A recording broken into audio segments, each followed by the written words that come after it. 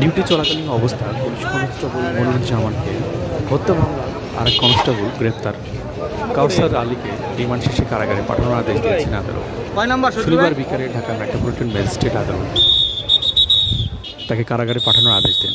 এর আগে 8 জুন মামলা তদন্ত কর্মকর্তা কাউসার আলীকে আদালতে হাজির করে 10 দিনের রিমান্ড আবেদন করেন। শুনানি শেষে আদালত তার 7 দিনের রিমান্ড মঞ্জুর করেন। মামলার অভিযুক্ত ফিলিস্তিনি দূতাবাসে ঢাকার অবস্থায় এই দুই কনস্টেবলের মধ্যে বাদবিতন্ড। এই সময় উত্তেজিত হয়ে মনিরকে লক্ষ্য করে কাছ থেকে গুলি করে কাউসার আলী। এরপরে বিপর্যয় দেখা যায়। তবে এই ঘটনা কাউসার আলীর পরিবার দাবি করেছেন তিনি মানসিক একাধিক চিকিৎসা মামলা তদন্ত সূত্রে জানা গেছে মামলা ডিউটি চলাকালীন অবস্থায় মানসিকভাবে কিছুটা বিপর্যয় থাকলেও সে বিষয়টা তদন্ত সাপেক্ষে